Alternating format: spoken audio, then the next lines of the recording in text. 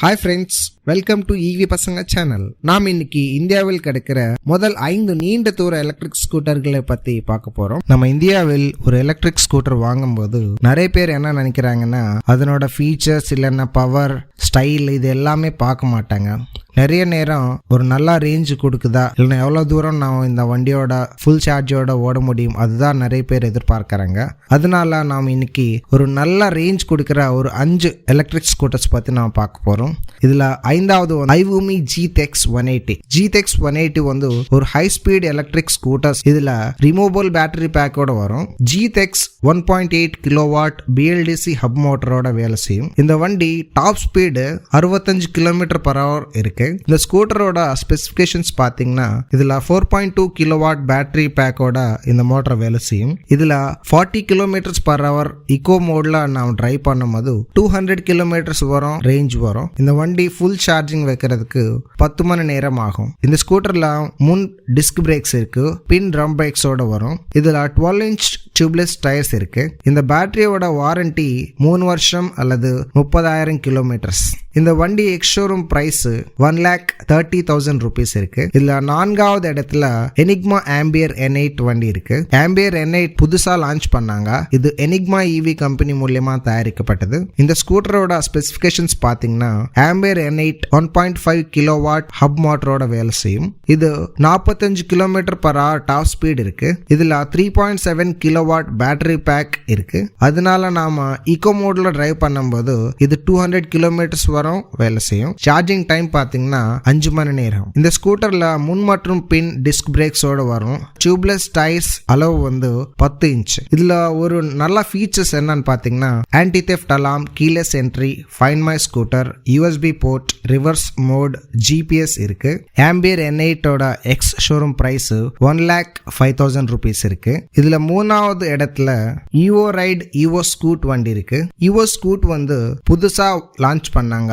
இது ஈவோ right Motors private limited மூலமா தயாரிக்கப்பட்டது. இதுல ஒரு ஹை பர்ஃபார்மன்ஸ் எலக்ட்ரிக் ஸ்கூட்டர் மாதிரி இதுல பர்ஃபார்மன்ஸ் நாம பார்க்க முடியும். அது எப்படின்னா, ஏத்தர் 450Xல இந்த மாதிரி பர்ஃபார்மன்ஸ் இருக்கு, அதே பர்ஃபார்மன்ஸ் நாம இந்த வண்டியில பார்க்க முடியும். இந்த ஸ்கூட்டர் வந்து பேட்டரி ஸ்வாப்பிங் டெக்னாலஜியோட வரும்போது நாம சும்மா பேட்டரி சேஞ்ச் பண்றதுக்கு மட்டும்தான் ஒரு 30 செகண்ட்லயே நாம ஒரு ஃபுல் சார்ஜ் பேட்டரி வச்சுட்டு ஓட முடியும். இதுல 3 வேரியன்ட்ஸ் இருக்கு. 80 km வர ரேஞ்ச் ஒன்னு, 150 km ரேஞ்ச் வர பேட்டரி வந்து 2 பேட்டரியில் இருக்கும். அதுல 230 km ரேஞ்ச் வரும்போது அந்த வண்டியில 3 பேட்டரி பேக்ஸ் இருக்கும். இந்த 230 km ரேஞ்ச் சர்டிஃபைட் ரேஞ்ச் தான். அப்படின்னா கம்பெனி கொடுக்குற ரேஞ்ச் இல்ல, ஆனா யாரு ஓட்டுறாங்களோ அவங்க சொன்ன அந்த ரேஞ்ச் தான் 230 km.